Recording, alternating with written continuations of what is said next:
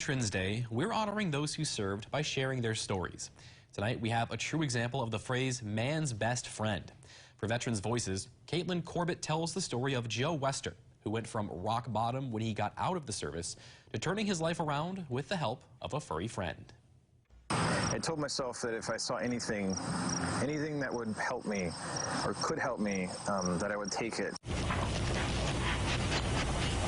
For Coast Guard vet Joe Wester, that sign turned out to be man's best friend, a dog named Betsy.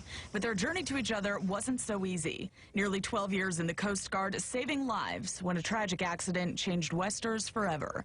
Suffering from trauma both physically and mentally, and an identity built around the Coast Guard, Wester wasn't sure what was next. And that was it. I was still going through some medical issues. I still had some injuries that I was healing from. And once I got my DD-214, I was out. I didn't really have a life before the service. I was a high school student and I got out. So I didn't have that ability to kind of like mature outside of the military. To me, everything was the Coast Guard. That was what I kind of matured into. It left Wester lost. I made a plan to end my life.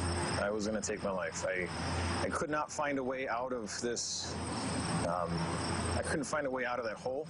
It was very dark. And on the day he was set to take his own life, a soda cup at a Firehouse Subs in Oshkosh is perhaps what saved his life.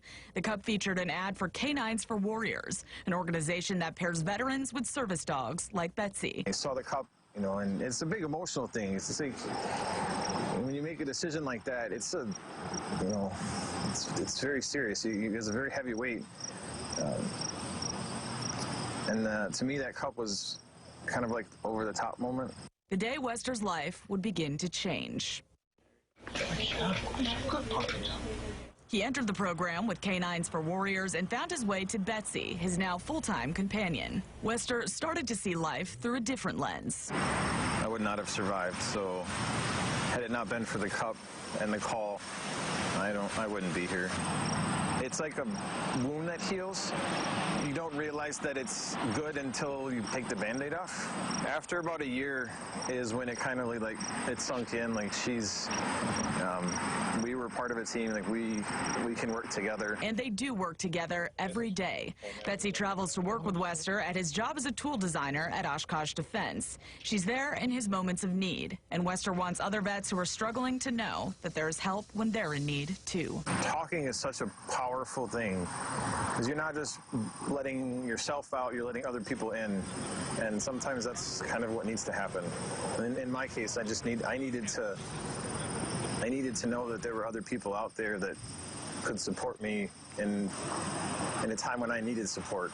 Even if that someone is a four-legged friend.